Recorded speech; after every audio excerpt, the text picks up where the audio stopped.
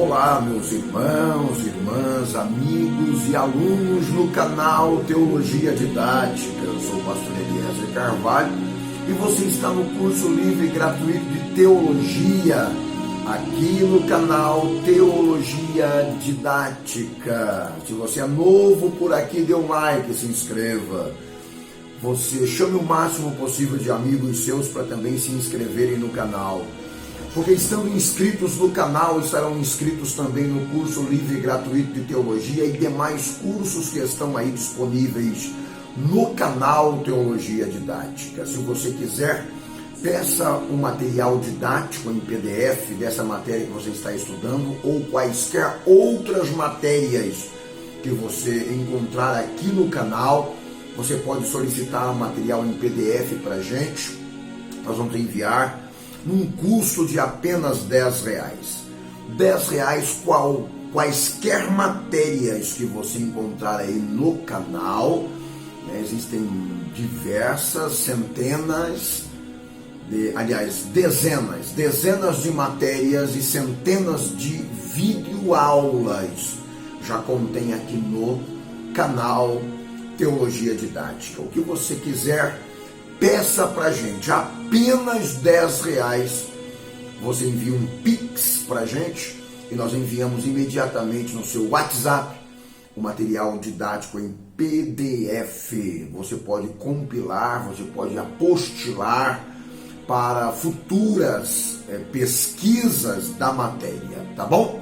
Então nós estamos tratando sobre ética social cristã aqui no canal e faz parte do segundo nível de teologia disponível aqui no canal Teologia Didática. Vamos ver sobre a ética na vida pessoal do obreiro. O obreiro fiel, ele administra bem o que recebeu de Deus. Isso inclui a sua própria vida pessoal, sabendo que não temos domínio sobre o nosso corpo, pois é o templo do Espírito Santo. Precisamos tomar alguns cuidados, como, por exemplo, alimentar o nosso corpo convenientemente, dormir o tempo necessário para a reposição de energias, não se automedicar, não se envolver psicologicamente de forma demasiada nos problemas que envolvem o ministério, não exagerar nos períodos de jejuns, praticar exercícios físicos periódicos. Para os casados possuir uma vida sexual satisfatória. O obreiro, ele é como um cristal lapidado que pode ser visto de diferentes ângulos. Sabendo disso, o obreiro deve tomar algumas precauções, como o obreiro e a própria Bíblia. A Bíblia é a principal ferramenta do obreiro. Tira-lhe a Bíblia e o seu ministério será inútil. O obreiro precisa crer na inspiração das Escrituras e em seus 66 livros canônicos. Por mais que o obreiro tenha várias ocupações o dia todo, que ele tome todo o tempo, é necessário tirar um período das 24 horas do dia e ler a Bíblia, meditar nela um período do dia. O obreiro e a oração, muito associado ao poder da palavra, está a oração. A oração leva a Deus a agir em benefício da igreja. De pouco valor se constitui a oratória do obreiro, se suas mensagens não forem regadas com oração. Pouco o obreiro conseguirá fazer no reino de Deus sem a oração. O obreiro e a sua saúde, independente de qualquer situação ou idade, o obreiro deverá cuidar da sua saúde, pois a igreja dependerá da disposição física, além da saúde espiritual do obreiro. O obreiro não pode esquecer-se que ele é mesmo quem deve cuidar de si. É ele mesmo quem deve cuidar de si. Os outros não vão cuidar, é ele quem tem que cuidar. O obreiro e a sua popularidade. A popularidade é como uma espada de dois gumes. Beneficia, mas também prejudica. O ministério cristão por si só já torna popular e conhecido um obreiro. O obreiro precisa cuidar da sua popularidade, não esquecendo que Jesus disse: sem mim nada podereis fazer, João 15:5. O obreiro e o sexo oposto. O obreiro, ou um obreiro mulher, ou um obreiro homem, precisa tomar cuidado com Cuidado para não exceder no grau de atenção e demonstração de carinho ao sexo oposto na igreja, podendo ser mal interpretado e cair na cilada do diabo. O obreiro deve tratar as irmãs com o máximo respeito, não segurando a sua mão mais do que o tempo necessário de uma saudação com a paz do Senhor ou com a graça e a paz. Ele deve olhar firme nos olhos da irmã, sempre demonstrando firmeza de caráter. Jamais o obreiro deve brincar com o sexo oposto.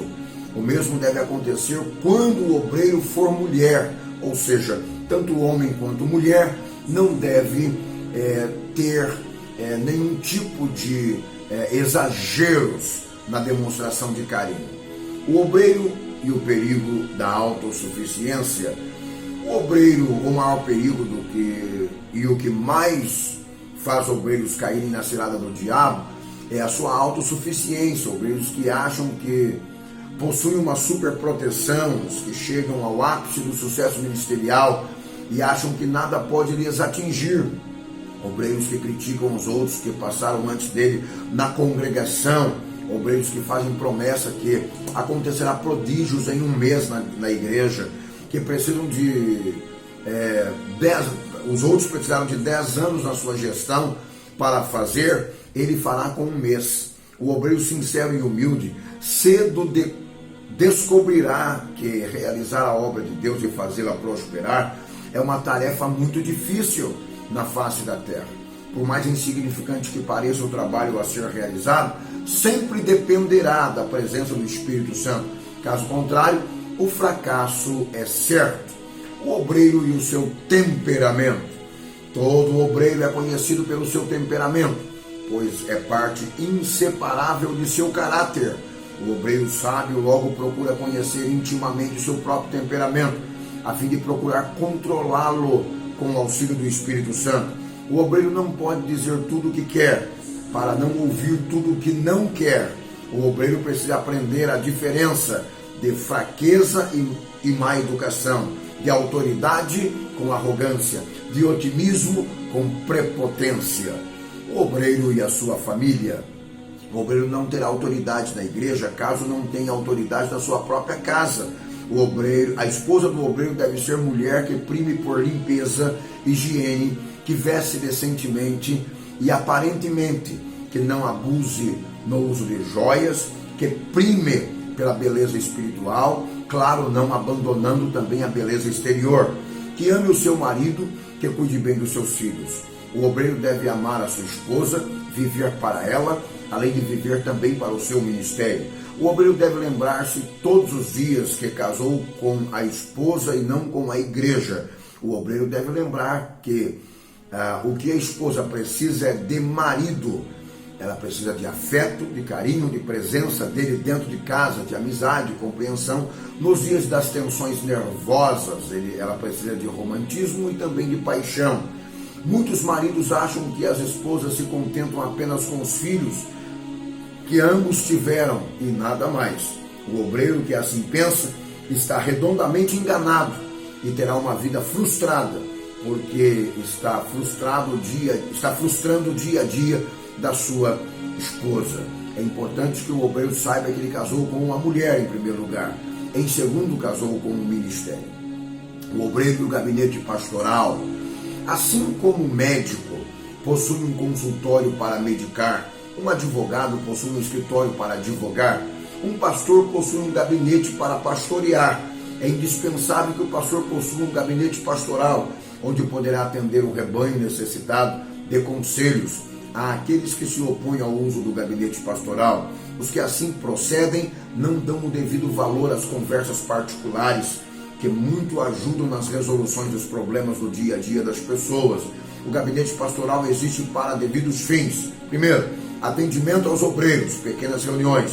Receber pessoas com problemas a serem resolvidos em particular. Lugar de meditação do pastor, além de ficar em plena comunhão com Deus. Lugar onde o pastor prepara mensagens a serem entregues à igreja, tanto aos domingos, mas também em dias de semana.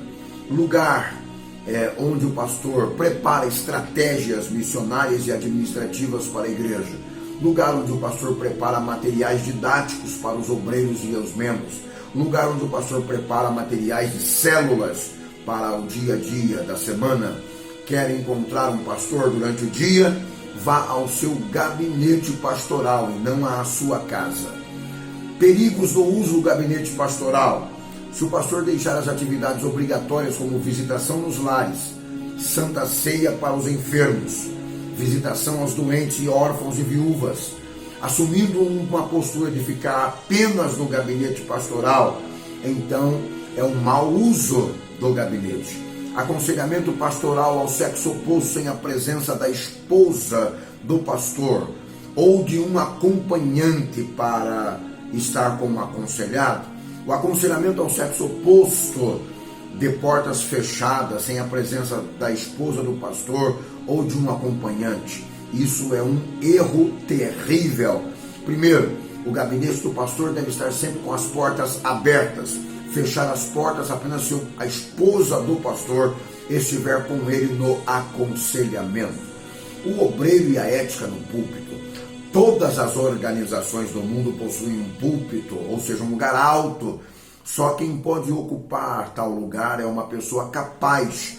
No templo evangélico, o ponto mais alto é o santuário, onde está o púlpito, e esse é ocupado pelo obreiro. O santuário, consequentemente, o púlpito são lugares sagrados, exigindo máximos respeitos.